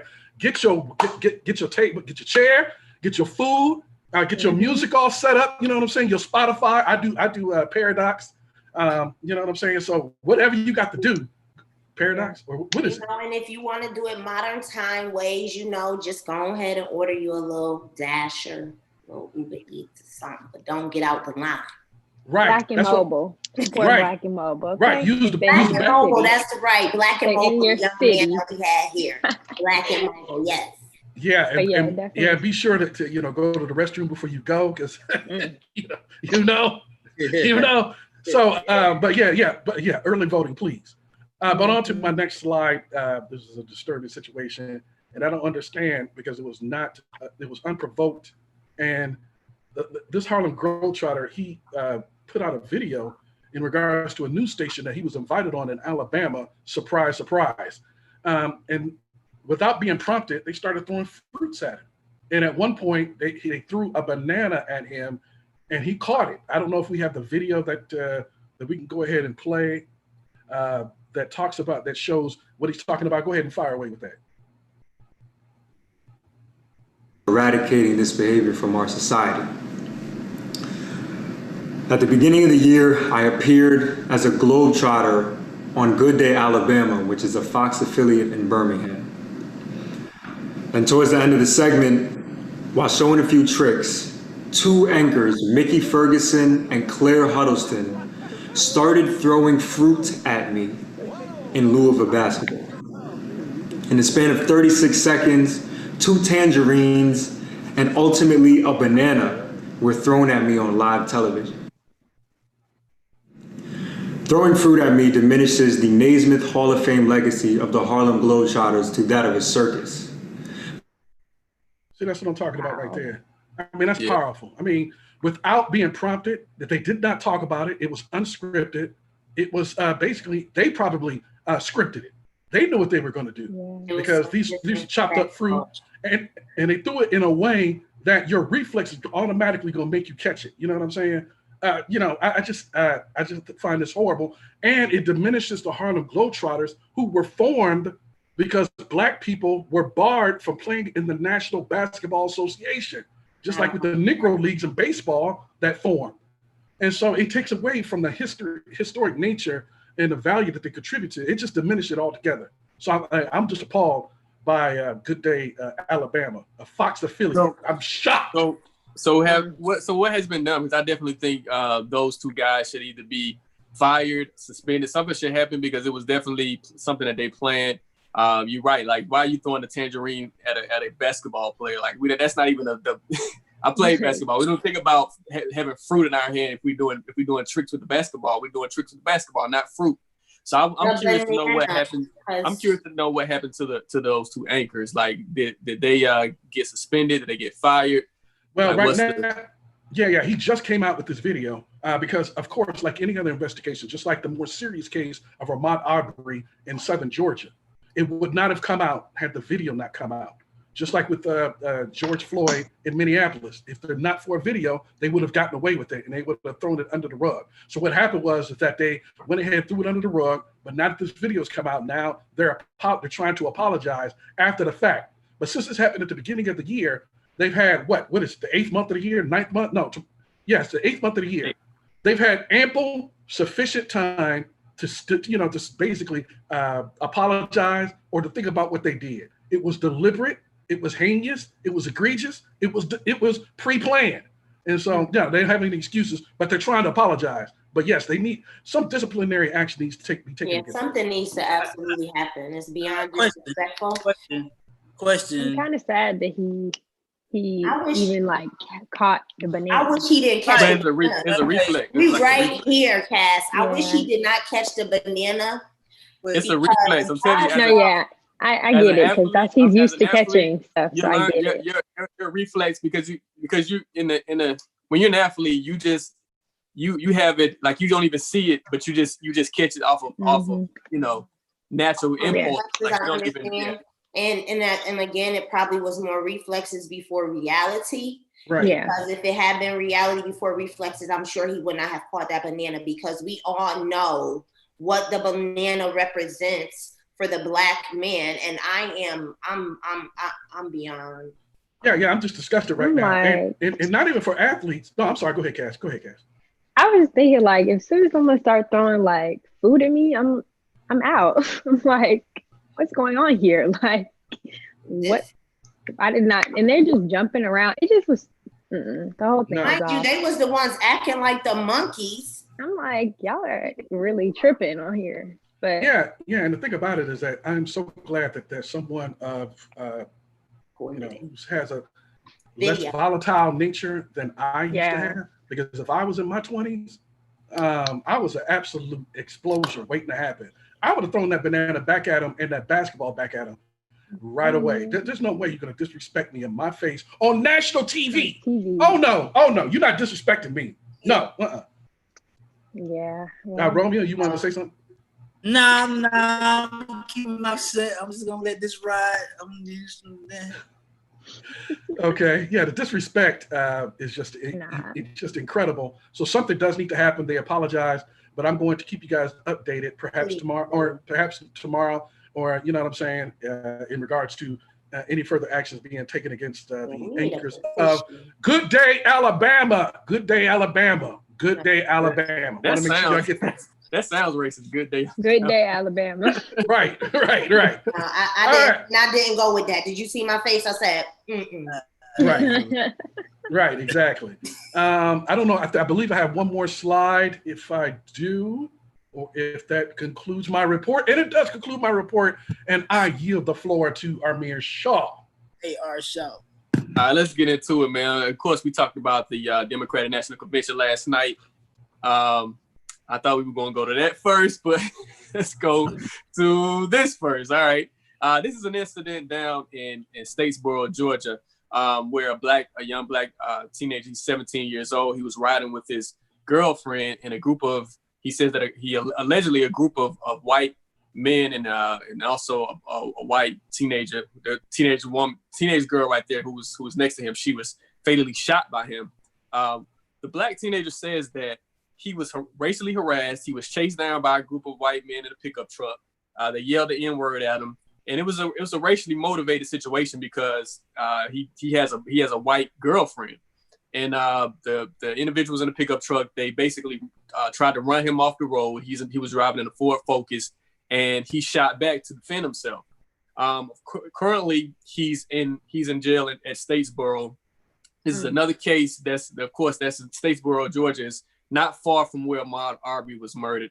And it's one of those towns, small towns in Georgia that still, you feel like you're in the 1950s when you go there. And so 2 days ago, yesterday, he was actually denied bond because they're saying that he's a threat to society. Now the thing is this, his defense is going to be stand your ground, right?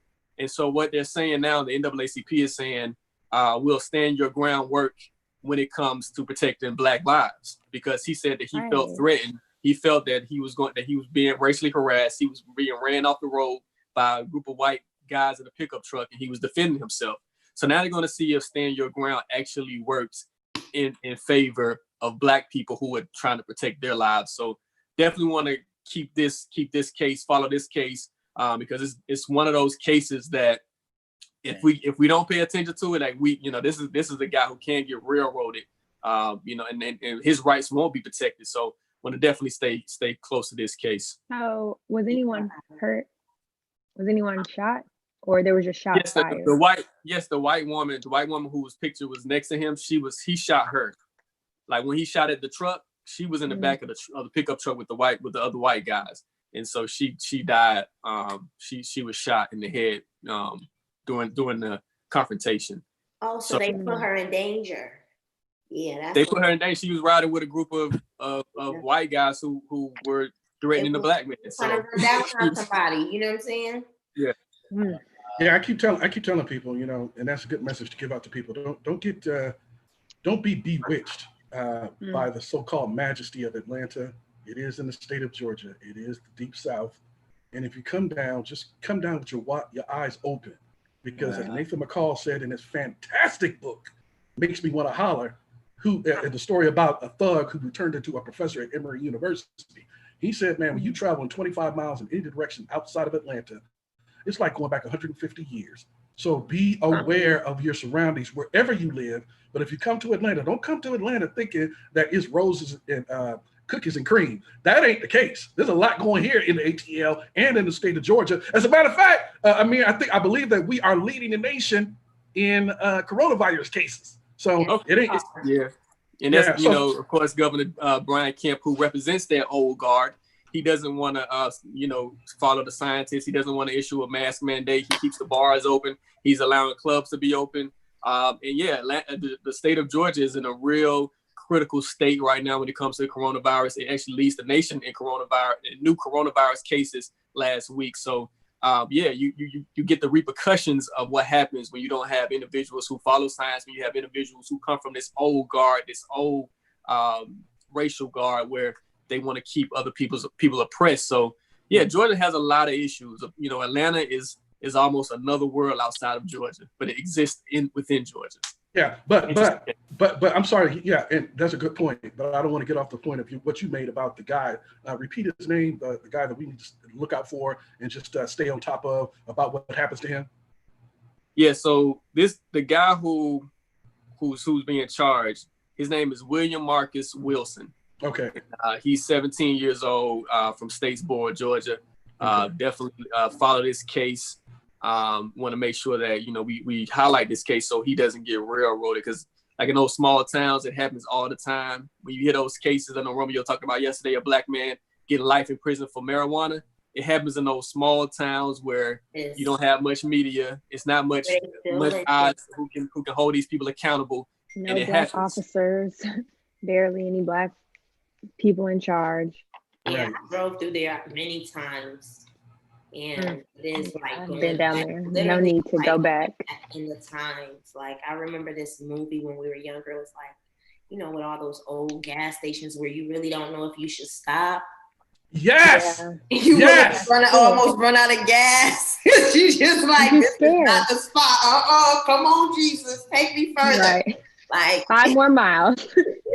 No, that definitely happened. That actually happened to me and a former coworker named Al Weems. I know that A.R. Shaw remembers him. We used to go to trips together all the time for rolling out. And one time we were running low on gas in Southern Virginia. Oh my God, it is the Virginia, just like Georgia. There's 2 Virginias, the one by DC and the rest of Virginia. And Southern Virginia, it looked like something out of Get Out. It was, we was not gonna stop. We was not gonna stop. I mean, we barely got over the line to get to a major city in order to get some gas. We was not stopping in that place. It was scary as hell. AR, what was that movie way back when the guy, he gets locked up in like this little town, and every time he goes to court, like he's never getting out. Like no one knows who he is or anything or where he is. I can't remember the name of that movie, but we used to watch when I was young, and he was in jail in a small town. Every time he went to court, he wasn't getting out. Yeah, I mean it's free labor. You got to understand, man. When you have when the whole legal system, the whole system, criminal justice system, a lot of times is based off of can they get labor, can they get reduced labor. So a lot of black people are locked up because it was like they created these laws where, and initially they were called vagrant laws, like those pig laws where you can get arrested for like stealing food or stealing a chicken. They'll put you in jail for like years. It was aimed to keep black people oppressed, aimed to keep black labor free and low at cost. So yeah, it's a whole system that's meant to keep black people enslaved in some form of fashion. So we definitely definitely keep our eyes open for things like that. Yes, absolutely. So let's go to the next slide. And this shows you my next slide. This is a case in Brazil, and it shows you that, police brutality, black people are facing discrimination in almost every part of the world.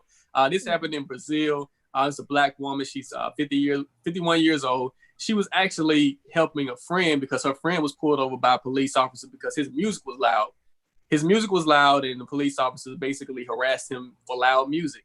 And we want to go to the video to show you guys what happened. Let's go. No chão. Veja que o PM tira o outro pé do chão e coloca todo o peso no pescoço da mulher.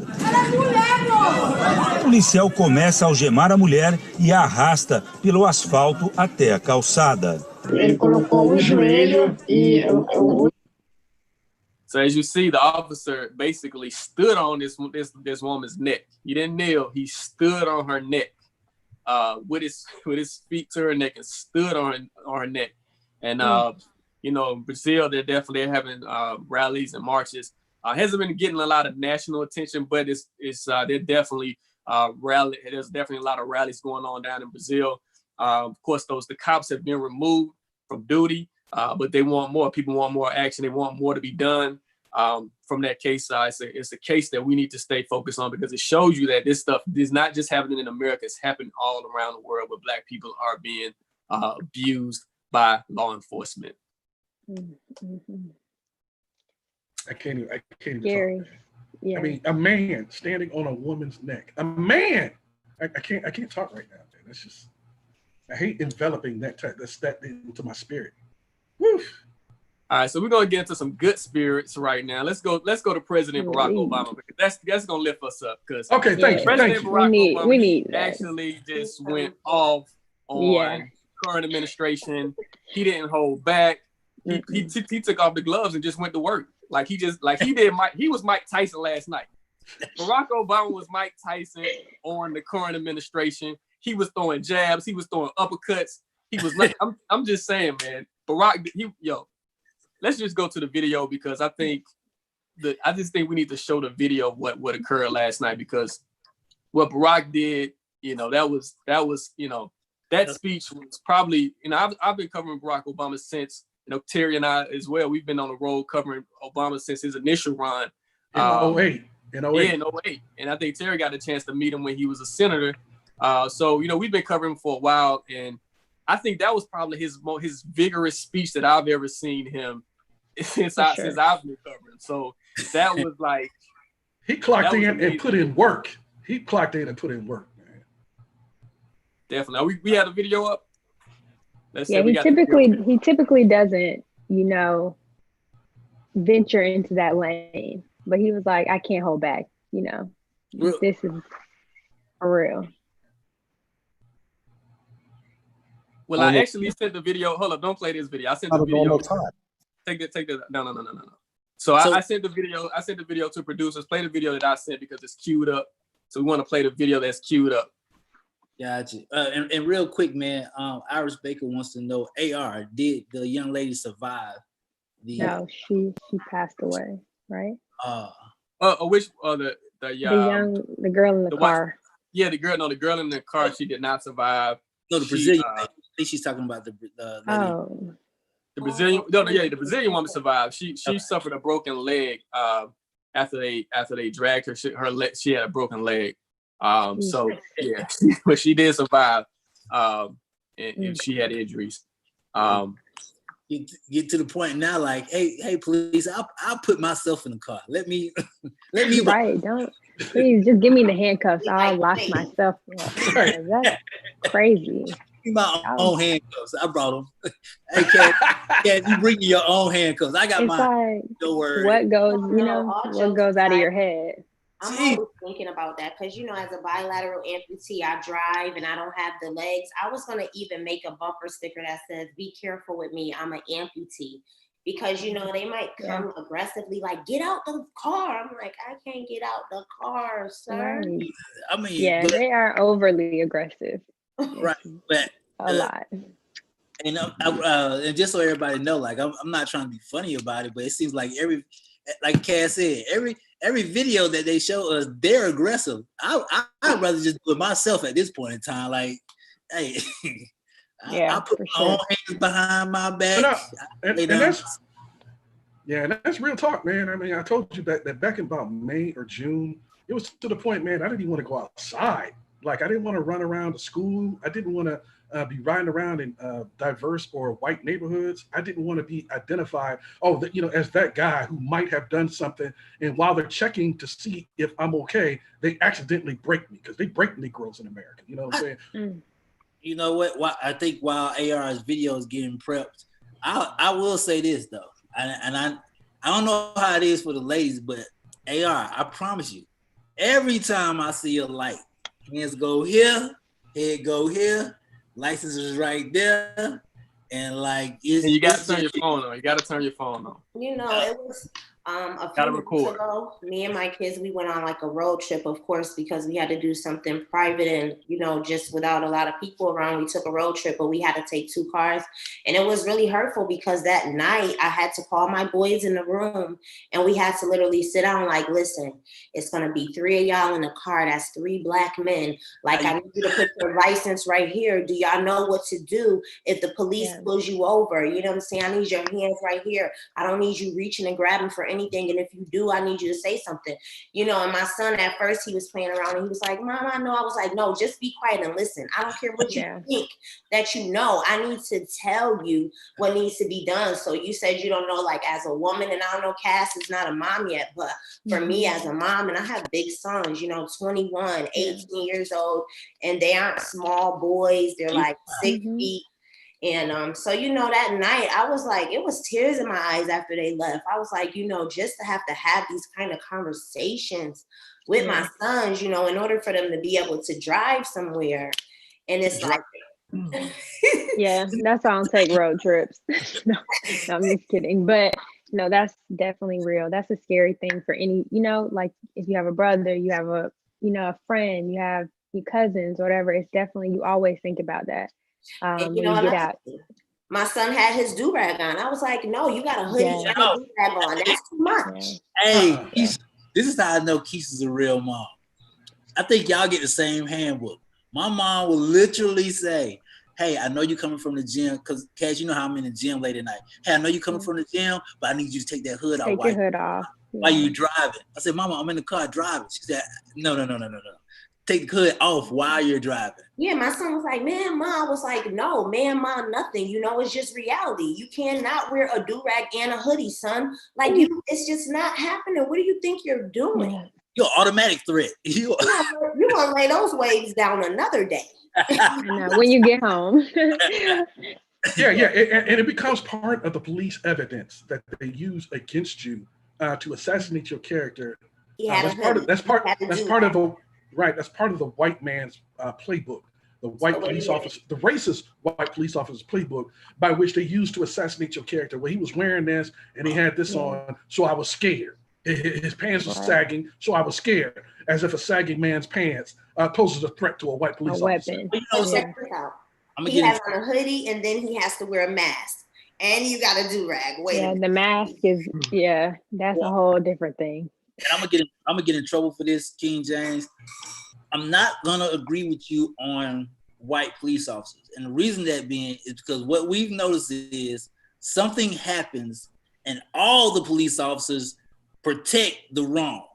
So I'm gonna say the system as a whole is effed up instead of just pointing them out, because that white officer committed a crime, but we've seen them get protected by everybody and then come out 20 years later, so-and-so was wrong.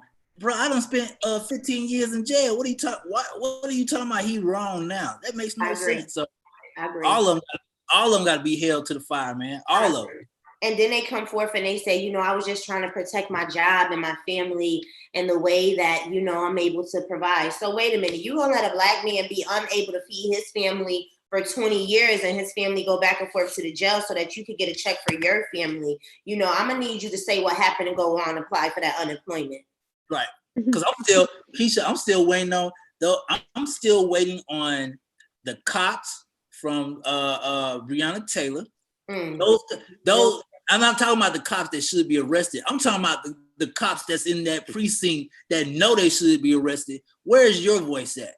And I know they've seen them do something before.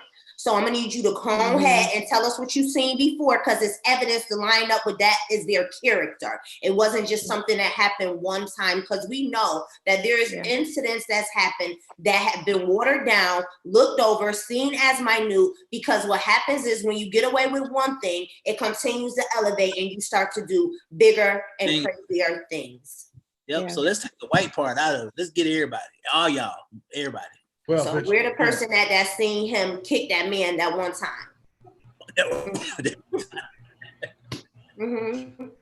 Oh, that's bad. Well, definitely. Well, let's like I said, let's move on to something that's happier that we can all get behind. And I think they have the video ready, so let's go ahead and play the video. Let's go, Amir.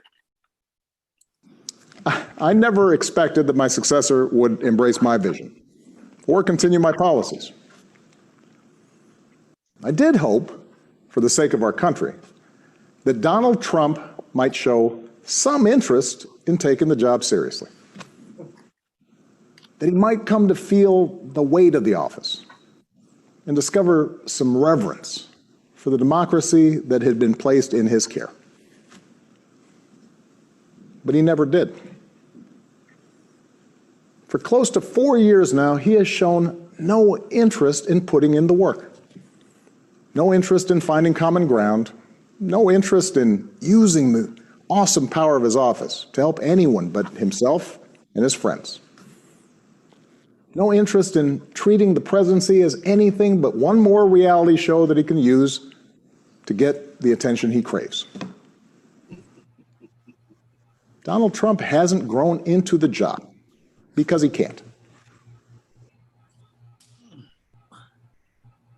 Hit him again. Yeah, he lit him up. He lit him up. It was all truth, man. It was all truth. You know, it was, and I think, and that's the, you know, it's kind of hard to understand like how anyone could be behind someone who doesn't even want to work. Like this guy doesn't want the job. Like why are you voting for someone who doesn't want the job? Or he only wants the job to enrich himself. And he's shown that. He doesn't read any press briefings. I mean, not press briefings, but daily briefings. He doesn't do anything. He doesn't go through any motion as far as to take time to understand what it means to actually lead the country. He hasn't done that in 4 years. And I think he's I think taxpayers have paid over $130 million for his golf trips. $130 million for his golf trips. Like come on, guys. Like I don't understand. Like regardless if you hate the Democrats or whatever, you got to understand. Like, look, this dude does not want this job. Like, why are you standing behind this guy? And why are Republicans actually supporting this guy? No, he does want the job. And like Obama said, he wants the job because it's just another mechanism, another reality show to give him the attention that he craves. And he hasn't grown into the He job. wants the title. He wants the title. He doesn't not want the responsibilities. Yeah. He's still in pre-K. Obama said he ain't grown into the job.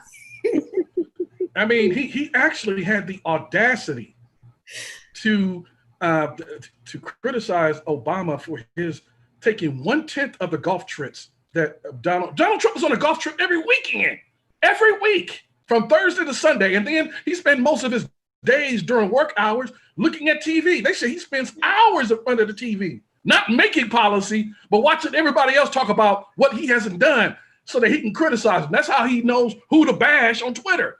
So he spends hours in front of TV, and then he spends another few hours bashing those people that he saw on TV on Twitter. I would love to see the timing of his screen, like when it says you spent this amount of time on Twitter. Screen time. His percentages. I would love to see his screen time, like because we know that you spend more time on the internet, dude. Like, and they just said that the Republican Party has allowed this dude to really take over their party. Like this dude does not. I mean, he does not want to do the work. Like he doesn't want to put in the work. And I don't understand why people are supporting this guy, like continuously supporting, like he's proven time after time that he's in over his head. It's like one of us trying to fight Mike Tyson. Like regardless of how much we try, like we can't do it. Like we cannot do this. And this similar to his situation, he cannot do this. And so I don't understand why people are still even considering him as for this next election. I don't understand. Anywhere you could work for 4 years and get paid and not actually do the job, you want to work there. I want to work there too. I mean, get paid what he's getting paid. Right.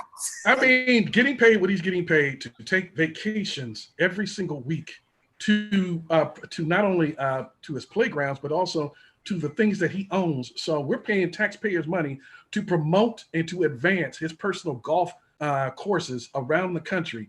It is absolutely ridiculous. And so when you look at that, it just amazes me that nearly 50% of white women are still prepared to vote for this man. 50%. That's just, I mean, they letting you know what they're about by not only who they got to office, but that they're prepared to, after all we've been through and what we're going through now, they're prepared to vote for him again. So, hey. What's that? Letting you know. I was gonna say something, but it would be mean, and I probably would get in a lot of trouble. But I'm sure 50%, more than 50% of them don't really want a white man, but they will vote. You know what? Let me just be quiet. Well, no, I'm gonna say it for you. So the thing is this: Trump represents white supremacy. That's his biggest power. His representation of white supremacy. So if you're a white supremacist, or you have some type of thoughts of white supremacy, you're gonna vote for Trump. That's his only, because you got to think about it. Think about this past year. What is his agenda? He hasn't even laid out an agenda for what he's going to do for the country. Even 4 years ago, he was saying, okay, we're going to get rid of Obamacare. That didn't work. He said he was going to build a wall in Mexico. That wall still hasn't been built. He said, all the stuff that he said that was going to happen. I'm gonna say this. I know how we could get the white woman vote. I guarantee you, if we said that if Trump is in office, you can't date a black man. Swap. Go ahead. Biden rates is going up. Okay.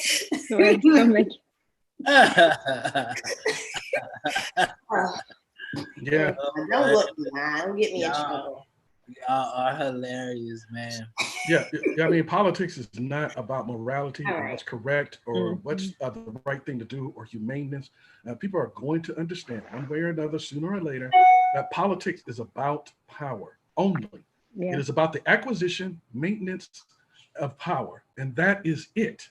And so basically, whatever that needs to be done to sustain white supremacy, the white supremacists will do it no matter what Donald Trump does. And if you understand that, then you can begin to act accordingly and stop getting your feelings hurt, because that's what I be seeing all the time, every single day, is black people, brown people getting their feelings hurt because they have not yet come to the understanding that white supremacy is about sustaining white supremacy. So, positive thoughts of the day, man. Where are we going, man? You know what? I'm going to kick it off. It's Thursday. I love Thursdays, because it's the day after Wednesday and it's the day before Friday. And all I'm going to say is my positive thought of the day is if you put energy into something, get your return. I'm going to pass it to King James. Yes. My positive word of today is to basically understand, come to a complete understanding of what is going on. Just take time to sit, breathe, watch what's going on around you, and come to an understanding so that you can act accordingly. So stop breezing through life and stop ignoring what the obvious is in front of you. As we have discussed on this show today, there are things that are going on that you could easily deduce what we should do and how we should look at things. So basically, my positive word of the day is just read, study, and act accordingly. I pass the ball over to my queen, Keisha. All right. Well, my positive thought of the day is today is Thursday. So let's have it to be like Throwback Thursday. Let's go out to the polls like we did on the throwback before. Let's get out there. I know with the world and so much chaos going on that you probably feel like your voice is not important, but it is, so let's knock it out like Mike Tyson and get out and vote. I am going to pass it to your boy, Amir. That's what it is. Thanks so much, Keisha Green. And my positive thought of the day is let's understand what this moment means. Let's not take this moment for granted. Let's stop all the bickering when it comes to a politician's past. Understand that we got to move past this moment. We got to understand that we have to take advantage of this moment because we don't want the next 4 years to look like the last 4 years. We want to make sure that we're able to have a nation that's providing for our kids, our nieces, our nephews. We want to make sure that this is a good place for our future. So, act accordingly, do what's right, get out and vote. That's my positive thought of the day. Let's go, Cass. All right, I'm going to close it out with this little quote. It says, I'm choosing peace over worry when I don't know what else to do. We're in uncertain times, so focus on that peace, whatever it takes. If you got to go breathe, take that moment. But that's what I'm doing, choosing peace in this moment. And whatever that means to you, you seek that. So thank you guys for tuning in to Rolling Out AM, the Wake Up Call with myself, Keisha Green, Romeo International, the First King James, and A.R. Shaw. Oh, that was See y'all clean. tomorrow. That was clean. Good morning. Clean on that one. I like that. See it, Cass. That's my girl Cass in the city right there. Yep, it's Thursday, and we out. Make sure you tune in to rollingout.com and check out all the stories that's going on. The cover story and Cover story by AR. Kamala Harris. Yes. You know what I'm saying? Making history. And also check out the video. I'm sorry, it didn't come up in my actual segment about the Georgia teachers who produced a rap video. It was lit. It was lit. Go watch it. Yeah, definitely. In Monroe County. Right. In Albany, Georgia. It's actually, it should be up now or soon on rollingout.com. I just finished that piece. It was beautiful to watch, to talk about, uplifting the students and motivating them. So, we have a note for Amir. Oh, no, it was two different teachers. There were two different ones, I believe, from the same school, but they can both rap. Oh, okay. So they both made videos. Okay, because they hurt my feelings. You know what I'm saying? I was in my feelings about that. You know what I'm saying? They didn't even tell me that y'all had already talked about it. So you know what I'm saying? I was feeling some kind of way. So I'm glad. Okay, I'm glad. I'm glad they cleared that up. Thanks, guys, for tuning in to Rolling Out this morning. We appreciate each and every one of you streaming in on Facebook, YouTube. And again, it's your Rolling Out family. Good morning. And we out. Yes. Yeah.